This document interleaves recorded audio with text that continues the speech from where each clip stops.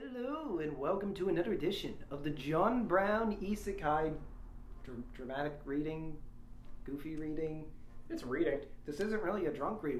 This is the longest we've gone reading without like alcohol. We really can't start drinking and reading until after dinner, so this is like a pre-dinner aperitif. Yes. Yeah. And you might notice by the ambiance, it's a little more echoey because, well, sadly, we're kind of on location. Yeah, we're still in Harpers Ferry, but we're no longer right outside of John Brown's fort. We're under your bed. Well, we're above people's dinner table. Yes, we're in a second floor flat that we were renting for the weekend, and very nice. It's very well furnished, and it's actually quite pleasant. It does not deserve. We should not be in here. We do not deserve to be in a room. No. Yeah, really. Should be like in the dumpster out back.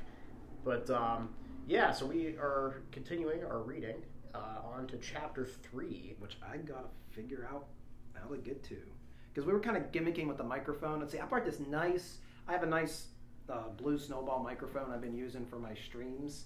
It's great for solo work. It's not so good when we're all set together. I still need to buy a proper omnidirectional. So till then, we will use the crummy little label pen microphone. Yeah, it's worked well. And the iPad. This is the old school, plugged in the I love how I spent all that money on a computer, and here we are just with the iPad. And this iPad's old, but it still works. I think it's mostly because I really didn't use it a whole lot, other than for photography. So right. No apps to kill the battery life. You didn't have games on your phone? No, not really. My phone's shot. The phone's batteries. Done. Yeah, it's done. It's done. Mine's still working, but it's like 5 years old. I have to. Well, yeah. I use mine very regularly. This is my main camera. This is everything on the road. It's much more convenient than cracking out the Nikon. I love the Nikon does high quality photographs, but well. There's a reason why you haven't seen a certain Retracing History episode yet on my channel. Which Confederate monuments. Oh, yeah. Because it was pouring. Yeah. And the quality is... it's a miracle the camera survived. We were out in the deluge in Gettysburg. But that's Gettysburg. This is Harpers Ferry. This is the John Brown Isekai. And we're going to leave off with Chapter 3, His Day Still Marching On. Indeed. A cold breeze rolled down the mountainside, knocking over the odd particles of snow that were still falling. Spring was coming, yet the mountains of Curry stood ever so stubbornly while trying its best to preserve the silver grip of winter. The only signs of spring were the odd plants piercing the snow to reveal scant hues of green and yellow. The smell of wet earth carried by the fresh mountain breeze was quite pleasant, being the kind of smell that makes one feel alive. It was quite a sight to behold, and behold Brown did. He, while waiting for this product to complete developing, had set off on a self-imposed mission to survey the mountains to see if there was any direct road to civilization. The old man oft found himself voluntarily stopping in his tracks to admire what he took to be the majesty of creation, waxing poetically while doing so. As for his observations, there weren't many signs of human civilization in his immediate area, other than the occasional abandoned mine shaft that had been abandoned and looted long ago. It seemed that only Brown had decided to settle down in this area. There was also an earthen path, the same one that he had seen the slaver on, that might, or might not, lead to human settlement. The forest that extended down from the mountains blocked him from seeing if there were any dwellings in the distance. He had decided that he'd head down there if he was left with no choice. The chance of being lost in a foreign forest was too high, especially as there were no familiar stars in the sky that could help him with navigation. Brown stopped when he saw a small lake, made by centuries of snow melting and eroding the rock, which contained a small population of various fish. He wasn't hungry, so he felt content with watching the fish swim around the glistening clear water. That's when Brown realized he wasn't alone in watching the fish. And we got a photograph of a bear. A bear, a man bear, it looks like. Is Nicolas Cage in that bear? Man bear, Is he wearing a bear suit? I can see Nicolas Cage wearing the bear suit. And it's got like the JoJo's like floating symbols behind him. Well, old Brown's eyes had now met something fierce. A black bear standing on only 2 legs, watching water in search for fish. The bear was chewing on the dead carcass of an unfortunate slime as it waited for an opportune time, wow, to acquire much needed protein. Are slime, like, what's the nutritional value of a slime? Like, what? You know, I didn't go to slimology in college. See, I also didn't take that course. I took another elective, So, Brown was a brave man. brave enough to raid a federal armory with 22 people, but he was not foolish enough to think that he could defeat a bear by his lonesome. He silently moonwalked in a manner that would seem comedic to him if he was not in a life-or-death situation, trying not to capture the attention of the bear that might think of him as an easier source of protein, and then crunch. His escape plans were cruelly ruined by an abominable twig that he couldn't properly see while moving backwards. Yes, his escape plans were always cruelly ruined. Then the bear stared at Brown, and then Brown stared at the bear. Well, you know what they say, when you stare at the bear, the bear stares back. Yeah. Good morning, young man. I am just some old dry meat, you see. You have no need to... His persuasion and attempt failed, evident by the fact that the bear had begun running towards him in a manner that was shockingly fast for its enormous body. Brown, in a desperate attempt to gain an advantage, threw his makeshift spears before legging it. One of the spears bounced off the bear's fur. Sharpened wood was no match against skin as thick as it, while the other managed to find itself being lodged in the bear's soft nose. This unexpected addition to the beast's body stunned it for a bit, allowing Brown to acquire much-needed distance from the bear while it growled with killing intent. He began a brisk march toward the small cliff where his safe cave, about to say safe space, lay with his furry friend in tow. Brown was fast, the bear was faster. Every step meant a shorter distance between the two. It was quite hard for Brown to maintain such speed, especially as the melting snow had made the ground quite unstable for his unexpected morning jog, not to mention that Brown was on the brink of being 60 years old. Yeah, that might have a thing to do with it. Yeah. By the time Brown had reached the small cliff whose top housed his cave dwelling, the bear was so close that Brown could feel its crazed breathing making contact with his neck. Without taking a long look back, he began jumping to and fro towards the top of the cave when... Thud! Brown found himself hitting the cold ground, backside first. Now he made eye contact with the bear. Not for long, as Brown had to do his best to quickly jump sideways to avoid the claws flying down to him. This pitiful jump wasn't enough, as one of the claws found its way to his right shoulder, piercing through his coat as if it was made of wet toilet paper. Brown didn't have any time to swear or deliver a one-liner to entertain the readers, as his shoulder was now bleeding and he urgently had to make his way to the cave. He ignored the pain for now, choosing to stand up to again make way to the cave. This time he was successful thanks to all the extra adrenaline in his body.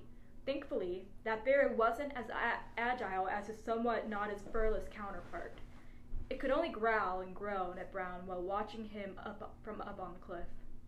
Thank the Holy Spirit for guiding me away from that bear, muttered Brown. He promptly collapsed on the floor of the cave, his chest rising up and down in pain-laden exhaustion. He didn't have anything to stop his shoulder from bleeding any further. The old man could only pray and hope that the wound wasn't going to get infected. Brown laid on the ground, like so, for about an hour, wanting to sleep but being unable to from his shoulder aching so dreadfully that he thought he was about to receive a one-way ticket to the pearly gates. After his rest, he looked down from the cave to see, much to his horror, the bear patiently waiting down there. Around it was the emptied shells of the local slimes it had hunted during the hour. The bear seemed intent to set siege to its newly acquired mortal enemy. By the Lord, at least the bears in America weren't this patient, commented Brown in observance of his new rival. By now he had gotten used to the stinging pain in his shoulder, though he was less used to how bears and gammon plots operated. The old man didn't know when or whether the bear would give up, so he returned back inside his cave to observe how his product had developed. Inside the cave were a dozen bars of blue soap made from slime fat, which were solidified inside clay molds. It wasn't that hard to make simple soap. He only needed to mix together some wood ash and fat. The molds had an odd shape, the sole of Brown's shoe. He had tried to make the molds into something more of a brick shape at first, but it was hard to make something straight and proper without any tools to do so. Thus, inspiration had struck him when he accidentally stepped on a ball of clay. Brown had found out that his shoes were the best way to make consistent molds. He took one of these molds containing soap and, in a fit of anger, threw it at the bear that was still frolicking down below. The mold hit the bear's thick skull, breaking the mold open and letting the soap go free on the stone floor below. This move hadn't hurt the bear much, only serving to frustrate the beast even more. Now, what am I gonna do with you? Being besieged by some wild bear had left Brown in a sour mood. So what your meaning is, we can make merch. Yes. Foot-shaped blue soap made out of John Brown's shoe. That smells slightly sweet. Yeah, it smells slightly sweet. As slime do. I think we have an idea here. Yeah. We have a lot of ideas we never capitalize upon. Yeah. Fall the Slave Harem. Yeah, so that's the name. So section break. I think so. There's like 3 different versions thus far to this story. So there was the original short novella, and it had a name, and I forget the name of it. Yeah. And then there was one where basically it was in modern day. Yeah, it was modern Japan. It was really leaned total economic collapse. Yeah, actually leaned Necocomic. Economic, yeah. Yeah, Neconomic. Playing the whole idea that there was a meme going around that you could run the Japanese economy off of cats. Catgirls. Or cats? Cats. I don't think it was catgirls. I think it was just purely cats. But the catgirls extended from it. Yeah, that makes sense. And I think that's where the author has gone, the inspiration why isekai'd is now working in a maid cafe. Yeah, that was a scene from that, if I remember correctly. Yeah, so it looks like they've combined the 2 different plots to make the ultimate plot. All right, we will continue. Yes. Welcome home, Master. I welcome you to La Isekai. May you all burn in the underworld, you sons of inbred swine. Another day meant another round of work for isekai'd. The same people, the same dishes, the same drudgery. What do you want, Honorable Master? Honorable Master, my tail. Most days, as they contained nothing special, would go by very quickly for her. Today wasn't such a day, quite the opposite. She hoped that today would develop to be a day of jubilee. Time showed its relativity as it slowed down to a torturous halt. Here's a green mochi, Master. May the mochi get stuck in your detestable throat. Thus the day marched on and on and on, as if it would never end. Please have a nice day, Master, and let me have a nice day of my own. isekai'd and the rest of her fellow staff waved a stiff goodbye with an even stiffer smile on their faces. Things quickly changed when the last customer was seen outside, as, in a manner most uncanny, all of the waitresses stopped smiling and waving in unison. They didn't make any sound, no relieved sighs or humorous banter that marked the end of a normal business day, while they marched in an orderly manner to their quarters. isekai'd was about to execute her plan before being rudely interrupted by the proprietor. isekai'd, my kitten, come here for a second.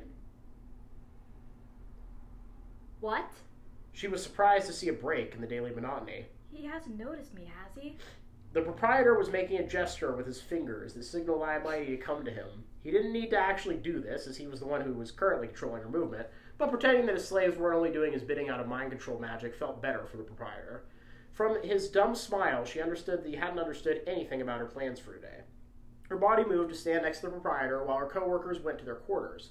The proprietor locked the door to the slave quarters while humming a chipper tune that was quite foreign to anyone in Gaimon plots. isekai'd's mind wasn't sitting idle while all this was happening. Painting on the wall, too inconvenient. That broom, too far away. That leaves... The usual dumb smile of the proprietor, which covered the entirety of his young, inexperienced face, was one that would make isekai'd retch if her gag reflexes were to be set free. Let's have some fun, kitten. Come on, don't be shy. At this moment, isekai'd was unable to control her speech, as usual, but she still controlled her thoughts. Unfortunately for the proprietor, her thoughts were of the dangerous kind. Dispel magic. Body control. isekai'd felt relieved as she felt her muscles obey her again. Without much further thought, she took hold of the priceless porcelain vase that had caught her eye. Before the proprietor could notice that something was going wrong for him, the vase had made swift contact with the man's face. Nice. It shattered into 1,000 or so pieces. One large piece kindly lodging itself in the man's left eye. Yo! The proprietor himself was shattered too, after having found himself on the ground, left too stupefied to properly process what had just happened. You dirty, swarthy wench! You damn it! I can't see! I'm blind. I'm blind! He was brewing up a storm, thankfully being self-censored by his own pain, but none of the slaves inside their quarters were willing or able to help him. isekai'd's heart was racing. She had done it. There was definitely no turning back now. She didn't have the time to be standing inside the cafe. It was likely that someone would soon come to investigate the ruckus. She barged out through the front door, running for dear liberty. And that was the end of chapter 3. And we have a little notes, and I will read them. Bear versus John Brown himself. Who wins? Trick question. The winner is the omnipresent narrator. As it should be. Yeah. As it should be.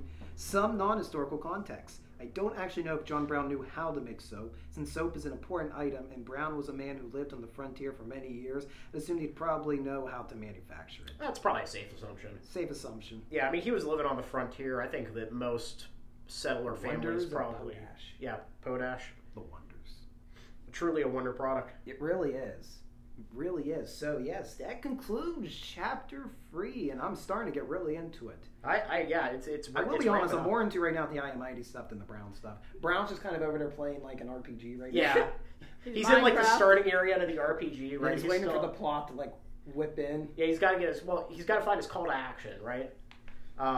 Also, I think it's safe to say that this guy's probably from the American South, based off what was almost a Oh, yeah. I can also guess what music he may or may not have been listening to. There were probably banjos. Oh yeah. Do you think there was a Confederate flag hanging on the wall somewhere in the building? That would mean he would have to have the skills to make one, and I don't think this man has the skills to make a flag. That's true. He's too horny. Wait, or is there a business in Diamond Plots that caters to lost causers that have found themselves? You know, in Diamond Plots? That is a very good question. I'm wondering if we'll find the answer to that. I'm excited. And if you want the answer to that, well, first thing you got to do, you can go read the story right now. It's online. It's free. This is not our story. This is written by the Cabbage Preacher and is on Royal Road. And there's a link in the description below. So be sure to go read the chapter, and you can go and read ahead of us. We have no problems with that. Yeah. But if you choose to remain around to listen to us ramble through this, then I recommend subscribing to the Heterochromedia podcast. We typically matchmake the oddest double features, but we're now extending to reading stories. Yeah, well, this is kind of a special thing. This is separate from My Immortal, because My Immortal is just a bad fanfic, where this is just an interesting story. It's a story. It's well written. It exists. And hopefully one day we can will in a physical copy. Oh, I'd love. So then we can put a physical copy in front of the fire engine house. Yes. Down in Harpers Ferry. And confuse all of the park workers. It'll be great. So if that interests you, subscribe to the Heterochromedia podcast, and we do some other projects, starting with you over here, you person that we've dragged you along. You're actually, I think you're held against your will, it looks like right now. You're like, how did I end up here? My brain just be blinking. You're on the history road trip. Yeah, and I'm not a history guy. The Antietam Campaign Blitz is what we've dubbed it. Oh my god. Anyway, I am on TikTok, and the user is ChaoticStupidSharkLover. I have to spell that out. Yeah. Chaotic stupid. Okay, anyway. I have to edit the template. Is it spelled like normally? It's like normal spelling, and like all one word. But yeah, I just post random crap that I like to do, and I think it's fun. You can listen to me talk more, which might not be a good thing. So do what you want, haha. And I am a humble collector. If you like World War I, World War II, like military kind of history, I'm a collector, so the videos I do mainly focus on items from my collection, kind of telling their stories. So yeah, if that sounds interesting to you, I'm on YouTube. And if you want to live, explore, and preserve history, you can subscribe to Redoubt Productions. I am primarily a historian of the 18th and 19th century American military history, but I'm also interested into Western Pennsylvania history just in general. Yep. I really can't fit a boundary at this rate. I made a video on the darn mystery flush pit. What am I? You're a man of many talents and many hats. Yeah, the algorithm doesn't like that. No. They don't like versatility. They don't like creativity. The algorithm doesn't like anybody. No. So, yeah, that's it. Hey, thank you guys for watching. We'll see you in the next video. Arrivederci. Goodbye.